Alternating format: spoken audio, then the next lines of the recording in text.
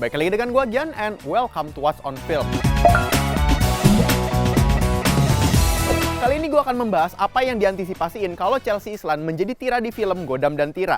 Tira adalah tokoh bumi langit yang berperan penting atas gadget dan senjata rahasianya buat Patriot.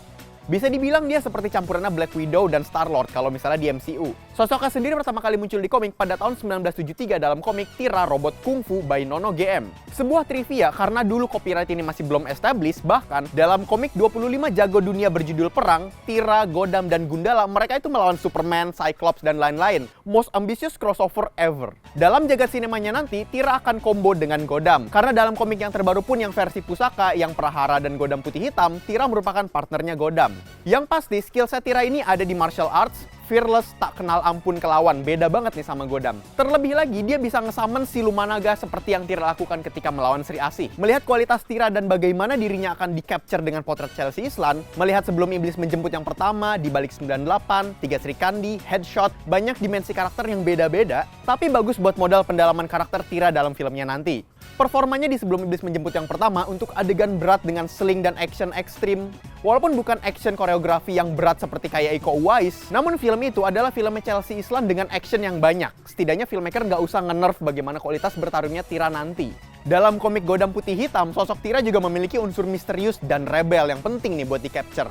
Seperti waktu Chelsea Islan men-capture Diana dalam film Di Balik 98, yang dimana dirinya sangat penuh layer ketika menyembunyikan konflik batin dengan emosi yang meluap. Sensasi melawan yang ada di dalam dirinya Tira harus juga disertakan ego pribadi yang misterius dengan pendekatan rebel dan personal. Di dalam film Di Balik 98, Chelsea Islan bisa mengeluarkan emosi yang membludak ke keluarganya sendiri.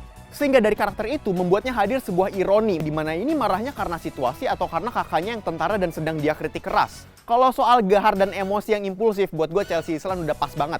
Namun ada juga nih unsur playfulness yang penting harus hadir di dalam sosok Tira dalam versinya Chelsea Islan nanti. Image itu harus dibangun agar ada ambience musuh itu meremehkan kehadirannya. Dalam film 3 Sri Kandi, Chelsea Islan meng-capture sisi fragile yang memikul tanggung jawab besar. Sebagai anak remaja 21 tahun yang sedang meng-embrace cinta dan memikul beban sebagai atlet panahan. Dua development karakter yang kontras ini kenapa sangat penting? Hal ini bisa menjadi suplemen karakter yang menarik ketika bicara Tira dan aliasnya yaitu Susi. Penting buat audiens comic book movies untuk menghadirkan pertanyaan, ini Tira yang jadi Susi atau Susi yang jadi Tira? Kita ambil contoh Batman. Kenapa sosok Bruce Wayne itu semenarik Batman itu sendiri? Karena itu juga terletak di sisi abu-abunya. Kita nggak tahu pasti nih siapa yang asli dan siapa yang topeng masquerade-nya. Walaupun Tira dan Godam berada di dalam satu film dan keduanya memiliki alias sendiri, penting untuk menggarap keduanya dengan dalam dan terkoneksi. Tapi menurut kalian gimana nih? Apa aspek yang penting ada di dalam Tira yang harus di-capture dalam versinya Chelsea Islan nanti? Share pendapat kalian di kolom komentar bawah.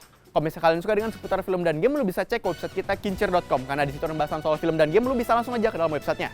Oke, cukup sekian untuk What's on Film kali ini. Sampai jumpa di What's on berikutnya.